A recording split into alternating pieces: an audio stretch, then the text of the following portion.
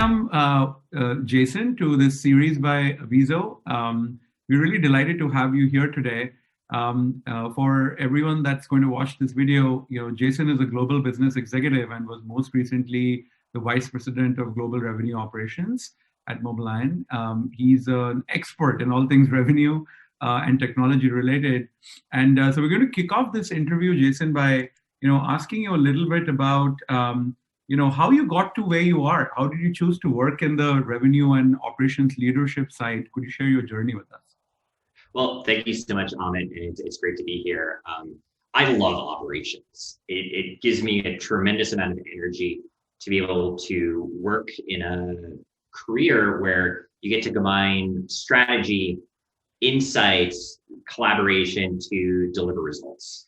And I've been really fortunate throughout my career to work with just tremendous, amazing individuals.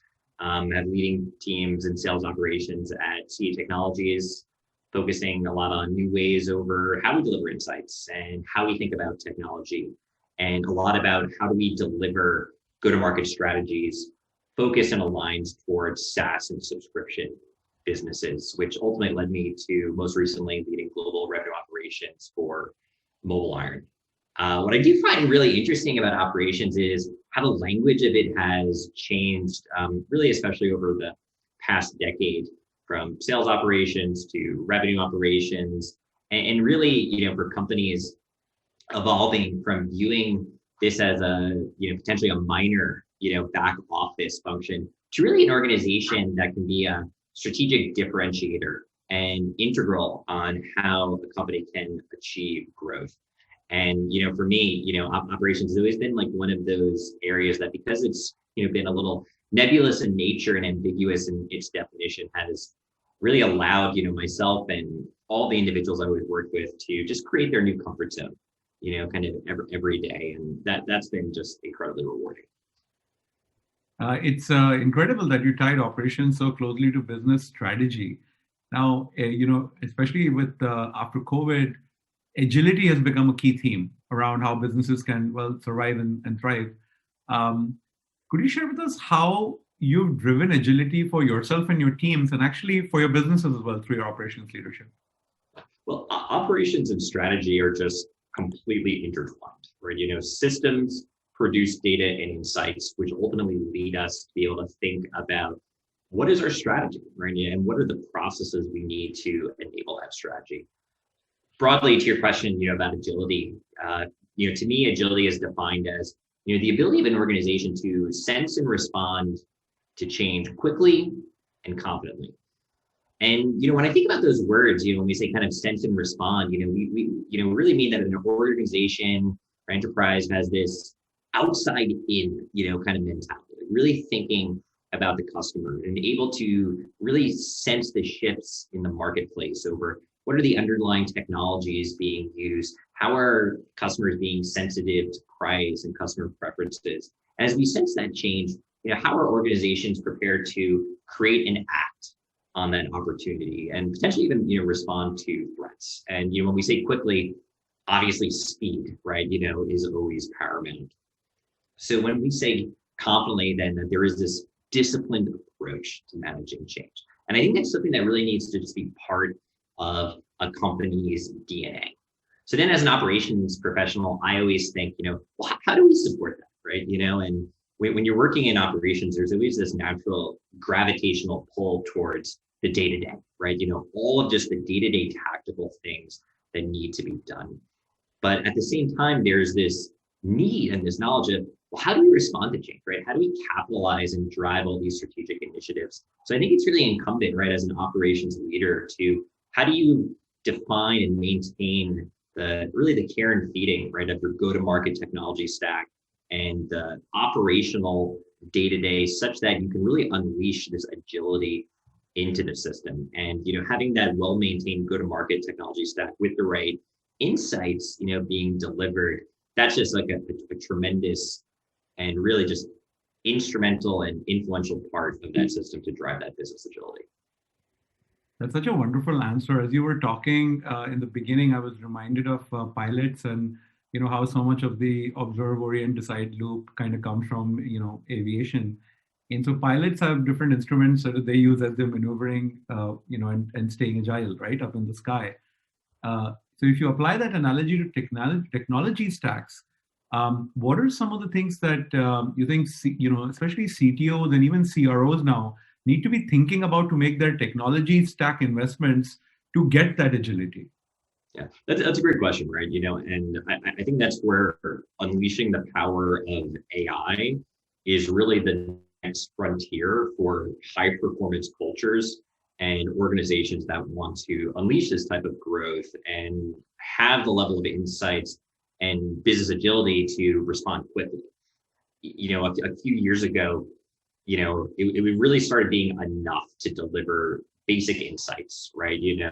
And getting everyone together to be able to synthesize those types of insights to work on a strategy. So when I think of like what should CTOs and CROs be considering is, well, what are these new types of capabilities that they want to kind of deploy to an organization? How can AI make their teams better, smarter, faster, more productive?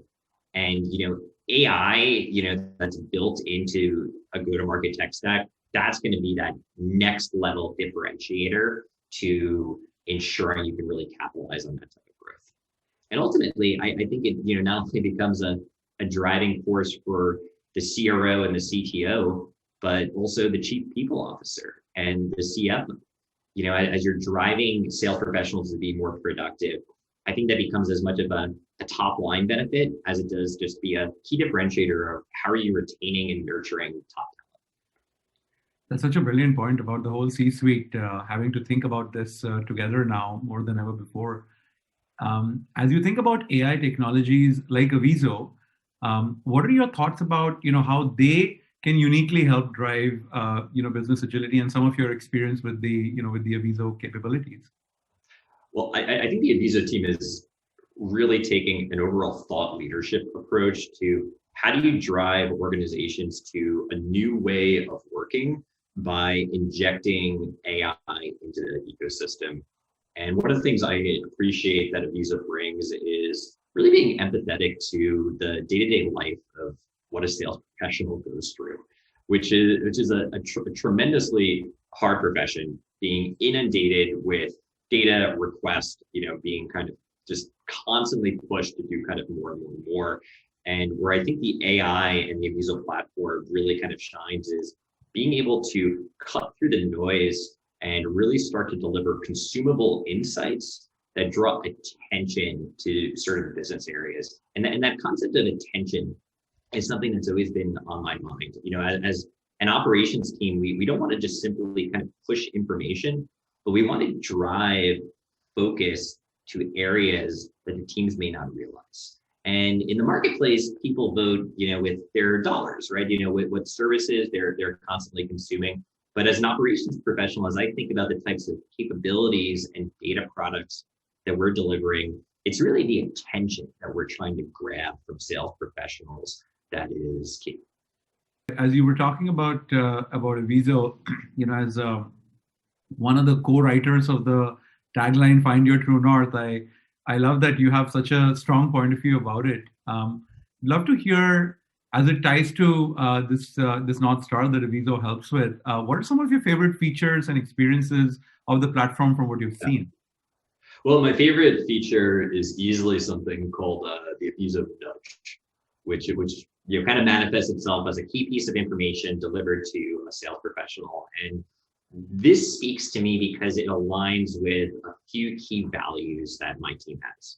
One, delivering content in context, information tied directly to an opportunity and really explaining, why are we delivering this AI insight, not some just black box, kind of reasoning of, oh, we should look at this.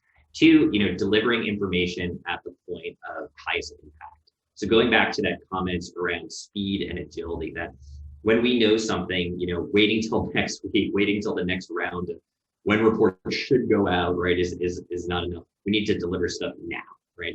And three, this idea of meeting users where they are. And, by delivering this information the way many sales professionals work, with their phone, right? In a mobile first way, really is empathetic to how a sales professional might consume information as opposed to an operations professional, right? Who might be in their office, right? With a giant 32-inch monitor. So by combining all these things, together, I really think, that the Aviso nudge takes it to the next level of combining information and reducing the time between that insight and ultimately taking action. The as you were talking, I was reminded about how ultimately the real value of AI is in when end users feel it in that moment, and they're able to drive a change in their actual work. And we are in an industry where there's a lot of different companies that are sprinkling a little bit of AI language and not necessarily going as far and deep. Why are some of these other sales technology players in the market, from your experience, not able to do what companies like Aviso do with AI to drive that agility? Where do they kind of get limited? Yeah. Well, first with Aviso, it starts with the AI, which ultimately sets that technology apart. But it's really also how it's being delivered. So one of the things that attracted me to kind of Aviso is the fact that it acts as an independent application. The fact that it doesn't sit natively and directly tied to something like CRM hierarchies, right? Allows it to actually have the business flexibility over how you work and how your business operates. I really think every business shouldn't be necessarily orienting their own process just to fit a tool, right? To be the other way around, right? Like there's a reason why businesses have set up their own way, right? No doubt, can always kind of be optimized, but with Aviso acting as an independent application can deliver that type of business flexibility. And then the other, aspect is the platform approach. Having that single pane of glass and single partner, right? That can deliver different aspects of AI enablement, forecasting, and support that support the sales professional team as opposed to kind of multiple vendors, allows operations teams to focus on delivering and enabling those capabilities. And then for sales professionals, reducing the number of tools in the go-to-market tech stack and ultimately really driving more attention and usage. Jason, you're such an expert professional in how you think about data and insights in your operations work. There are a lot of operations leaders who are probably experiencing some of these challenges in a post-COVID world for the first time. Maybe they've never brought any AI in the environment. What would be some of your guidance to those who are just starting on their AI journey and thinking of applying it to the revenue function? It's a great question. And I think kind of imbued in that is realizing that it's going to be a journey. One of the ways that I've always liked to think about operations orgs is how do you think and structure them like product teams? Because ultimately what we are delivering are products, capabilities, and services, but most likely to our internal users, whether they're sales professionals, executives, or even our customers and partners. So think about ways, you can deliver minimal viable, versions of these products that can be consumable, can be easily enabled and delivered holistically across your organization. And then as you're doing that, start thinking how you as an operations team can work in an agile development cycle, dripping more features into the ecosystem and acting as that partner where you are working with leaders at all levels, taking in feedback, working cross-functionally to not only deliver a better service, but driving a shared sense of ownership and vision towards this AI-enabled future. That's fantastic. Jason, those are the planned questions we have. We do have a few more minutes, so if you're open to it, I'd love to ask you two more questions. Absolutely. So, first with, when virtual selling came upon us, no one was quite ready to start doing everything 100% virtually as go-to-market teams. What are some of the top strategies that help your teams and your organization transition into effective virtual selling, which it feels like is going to be here for a while? Yeah, I think no doubt, virtual selling will be here for a while, though I do look forward, to be able to get on a plane and visit not only my colleagues, but customers. I think having a shared language around the key data points and insights is tremendously important.